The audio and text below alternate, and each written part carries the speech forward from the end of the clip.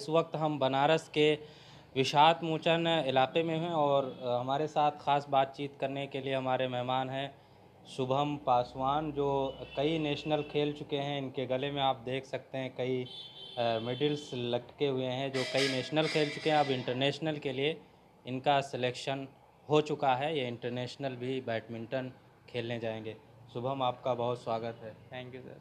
क्या उपलब्धियां अब तक रही, जैसा कि मैंने बताया, अब तक की क्या उपलब्धियां आपकी रही हैं? बढ़िया रही हैं, अच्छी रही हैं। हम्म, कहाँ कहाँ खेला, क्या क्या एक्सपीरियंस रहे, कुछ शेयर कीजिए। गए आजमगढ़ खेला, स्टेट खेलेंगे, आजमगढ़ खेलने गए थे कॉलेज लेवल से। हम्म, फिर उसके बाद हर जगह, हर मंडप छोटी छोटी जगह खेलने जाते थे हमेशा। हम्म, और फिर एक सिलेक्शन के लिए आया, बताया सर लोग कि सिलेक्शन है गुजरात के लिए, चले जाओ, ट्रायल दे दो एक बार। तो हम्म, ट्रायल देने चले गए थे गुजरात। हम्म, वहाँ पे 4 दिन 5 दिन कैंप हुआ। फिर लास्ट दिन पता चला कि हाँ सिलेक्शन हो गया है। हम्म, फिर उसके बाद बताया गया कि तुम सिंगल्स पे फोकस करना, ज़्यादा डबल्स तुम्हारे लायक है नहीं। हम्म, फिर सिंगल्स खेलने गए। फिर उसके बाद सिलेक्शन, फिर कैंप बैठाए क्योंकि नेपाल जाना है, फिर कैंप होता है तो वहाँ गए खेलने के लिए।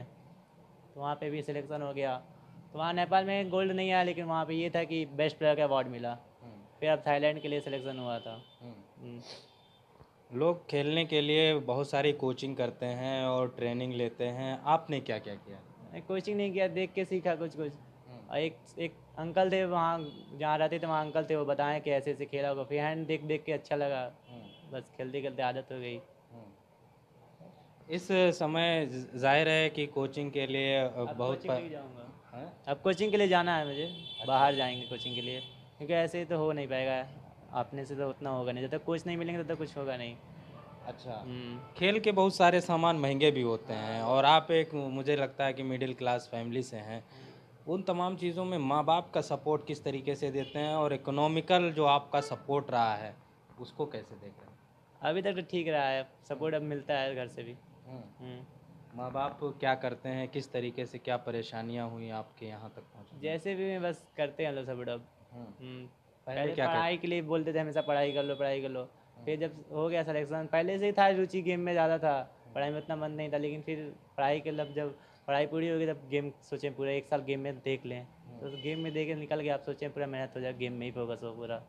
आगे क्या बनना है, कहाँ तक जाना है? बस ओलंपिक खेलना है, एक सोचा हूँ एक ओलंपिक किसी तरह खेलना है बस। आपके साथ के जो खेलना चाह रहे हैं, क्या उनको मिलता है सुविधा, और सुविधाएं लेने में क्या क्या होता है, कुछ पता है आपको? अभी नहीं तो पता है।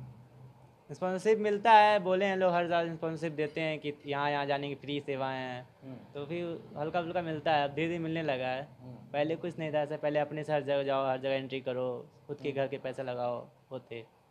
सरकार जो खेल खिलाड़ियों के लिए जो स्कीम चला रही है, किसी स्कीम के बारे में पता है आपको? नहीं अभी नहीं। किसी के बारे में नहीं पता है? अभी उस ज्वाइन नहीं किया हूँ, क्योंकि हर सर्टिफिकेट लेना पड़ता है हर सब में जाने के हम्म। लिए। और अभी वहाँ तक गया नहीं हूँ। तो आपके उम्र के लड़के जो खेलना चाहते हाँ हैं, जो बहुत। गरीब हैं और चाहते हैं सरकार सुविधा दे, तो क्या उनको, क्या किस तरीके से देख रहे हैं, क्या वो ले पाते हैं? नहीं अभी उतना वो नहीं है, सो हर जगह हर क्षेत्र में नहीं है। हम्म, जो शहर में रहता है बस उन्हीं को मिलते हैं, जो लेवल मतलब जिसका कांटेक्ट अच्छा हो हम्म, बड़े बड़े अधिकारियों से, वो हो जाता है उनका। हम्म, जो नहीं खेल पाते हैं, मतलब उतना वो सपोर्ट नहीं मिलता है उनको फैमिली से भी। पढ़ाई पे हर जगह हमेशा पढ़ाई पढ़ाई फोकस करो, यही हम्म। रहता है। आपको भी कहा जाता था पढ़ाई हाँ पे पढ़ाई फोकस करो। तो आपने क्यों खेल पे फोकस कर लिया? मन नहीं था उतना, रुचि है गेम में ही। हम्म, गेम में पढ़ाई उतना छोड़ देता हूँ गेम खेलने के लिए। गेम अच्छा लगता है, निकाल भी देता हूँ गेम हर हम्म। जगह, इसलिए गेम ज़्यादा सपोर्ट करता हूँ।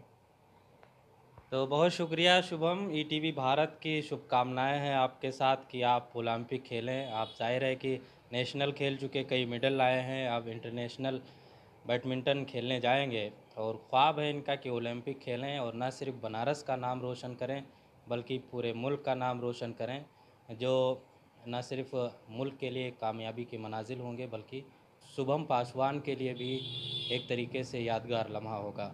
ईटीवी भारत के लिए बनारस से खुर्शीद अहमद।